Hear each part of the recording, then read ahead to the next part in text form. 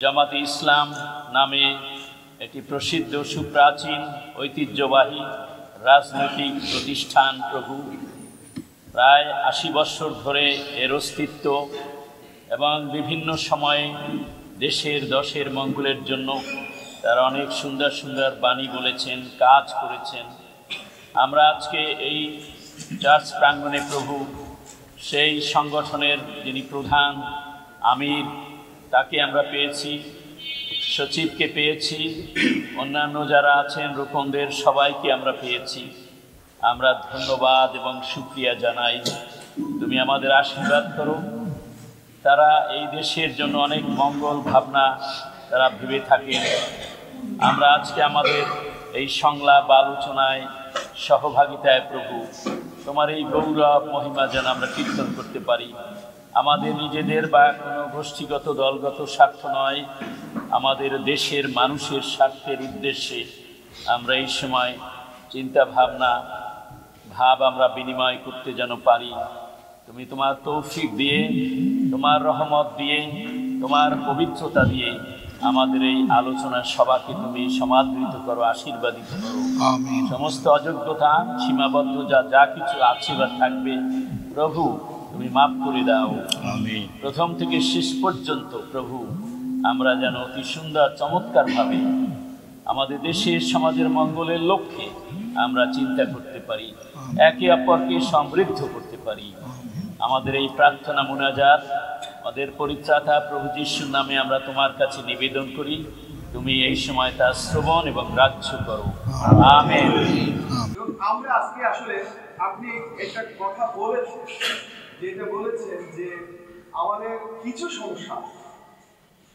সমস্যা আছে যার জন্য আমাদেরকে মন্দির পাহারা দিতে হবে। কিছু সমস্যা আছে, আসলে এই কিছু সমস্যা সামগ্রিক নয় এবং সংখ্যাগরিষ্ঠ নয়। কিছু সমস্যা আছে যার জন্যই শুধু আমরা যারা ধর্মীয়ভাবে সংখ্যালঘু, কিন্তু বাংলাদেশি হিসেবে সংখ্যালঘু নয়, বাংলাদেশি হিসেবে আমরা সবাই সমান। ধর্মীয় সংখ্যালঘু যারা আছে শুধুমাত্র আমরা খ্রিস্টান কিংবা আমরা হিন্দু সেজন্য নয়, ইসলামে বিশ্বাস করে কিন্তু তারাও সংখ্যালঘু, হয় শিক্ষায়, হয় সম্পদে, হয় অন্যভাবে তারাও কিন্তু নির্যাতিত, তাই না? সুতরাং আমরা নির্যাতনকে ওইভাবেই দেখে থাকি যে আসলে সবলের দুর্বলের উপরে সবলের অত্যাচার, সেভাবেই আমরা দেখি। আমরা মিরপুর ব্যাপটিস্ট চার্চ এখানে 82 সন থেকে 80 সন থেকে আমাদের প্রতিষ্ঠা, এখানে 82, যাই হোক, এবং তারপর থেকে আমরা এখানে আছি। আর আমাদের আশেপাশে, আমাদের এই পাশে একটা অ্যাপার্টমেন্ট আছে যেটা খ্রিস্টান, কিন্তু এই পাশে যে অ্যাপার্টমেন্ট আছে সেটা কিন্তু মুসলিম। আমাদের সামনে যারা আছে তারাও মুসলিম। এইসব অ্যাপার্টমেন্টে আমাদের খ্রিস্টানরাও বসবাস করে, তা নয়, সবাই আমরা বসবাস করি। এ পর্যন্ত আমি দেখি নাই যে তাদের সঙ্গে আমাদের কোনো বনিবনা, কোনো কথা কাটাকাটি, কিংবা আমরা আমাদের যে ধর্মীয় অনুষ্ঠান আছে, ধর্মীয় আচরণ অনুষ্ঠান আছে, সেটা রবিবারে হয়। এছাড়াও আমাদের এখানে বিভিন্ন ধর্মীয় দল আছে যারা গান প্রার্থনা করে, এবং যেটা শেষ হয় রাত্রে 11টা পর্যন্ত বেজে যায়, কিন্তু কেউ কখনো আশেপাশে আমাদেরকে বলে না তোমরা এটা করতে পারো। সেটা আমাদের একটা সম্প্রীতির একটা কি বলে দৃষ্টান্ত, religious harmony, right, religious harmony. এবং আমাদের বড়দিনের সময় আমাদের এই সমাজ কল্যাণ মসজিদের যিনি ইমাম, তিনিও কিন্তু আমাদের সঙ্গে এখানে বড়দিন একসঙ্গে এসেছেন এবং তিনিও কথা বলেছেন। আমরা সেই সম্প্রীতি করার জন্য আমরা অনেক সময় এই ধরনের অনুষ্ঠান আমরা করে থাকি। এবং শেষ যে সংকট, আমাদের জাতীয় সংকট গেছে, সেই সংকটের সময় আমরা বলিনি, কাউকে বলিনি, বা এখানে আমাদের যে সমাজ এখানে যে এইখানে যে বাড়িওয়ালাদের সমিতি আছে তাদেরকেও আমরা বলিনি, কিন্তু সেই বাড়িওয়ালা সমিতি তারা সিদ্ধান্ত নিয়ে প্রত্যেক বাড়িতে কি খ্রিস্টান কি মুসলমান সবাই মিলে যেন পাহাড়ের ব্যবস্থা করা হয় রাস্তায়, সেটা করা হয়েছে। শুধু তাই না, আমাদের সাততলা মসজিদ, যে মসজিদটা এই রোডে, সেই মসজিদ থেকেও যারা মানে ইমাম সহ মুসল্লি যারা আছেন তারাও কিন্তু আমাদের এই কাজে কোনো রকমের কোনো ক্ষতি বা কোনো রকমের কোনো সমস্যা এখানে সৃষ্টি না হয় সেজন্য তারা সকলে মিলে একসঙ্গে কাজ করে। তো এইগুলো আসলে আমাদের সম্প্রীতি, এই অঞ্চলে সম্প্রীতির কতগুলো ঘটনা, কতগুলো মানে মানুষের ইচ্ছা, মানুষের যে চলাফেরা, সেগুলো বললাম।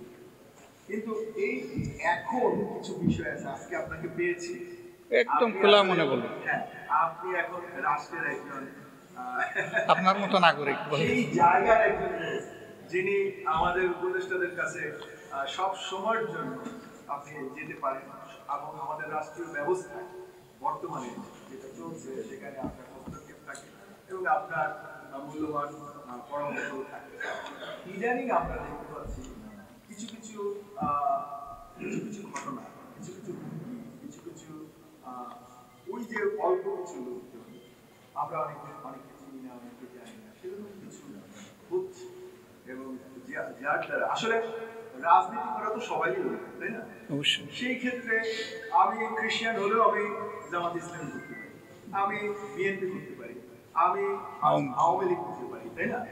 তো কেউ সেটা করেছে। আমরা কিন্তু ম্যাক্সিমাম এখানে যারা উপস্থিত এবং আমাদের চার্চে যারা মানুষ, আমরা ম্যাক্সিমাম মানুষ, ম্যাক্সিমাম বলতে কি 99% মানুষ আমরা আসলে কোনো রাজনীতির সঙ্গে জড়িত নয়, প্রত্যক্ষ রাজনীতি নাই। প্রত্যক্ষ রাজনীতির সঙ্গে আমরা আসলে কিন্তু কিছু কিছু সমস্যা আমাদের অঞ্চলে হচ্ছে, যেগুলো ফোনের মাধ্যমে বা অন্যান্য মাধ্যমে, তো সেইগুলির থেকে আমরা এটা নেচারটা কিরকম? আরো এখন তো নেচার একটাই, সেটা হচ্ছে রাজনৈতিক মামলা এবং রাজনৈতিক মামলা যেগুলো থাকে, বড় বড় নেতারা থাকে, তার ভিতরে একটা নাম ঢুকিয়ে দেওয়া, মানে এই ধরনের যে বিষয়, সেই ধরনের হুমকি থাকে।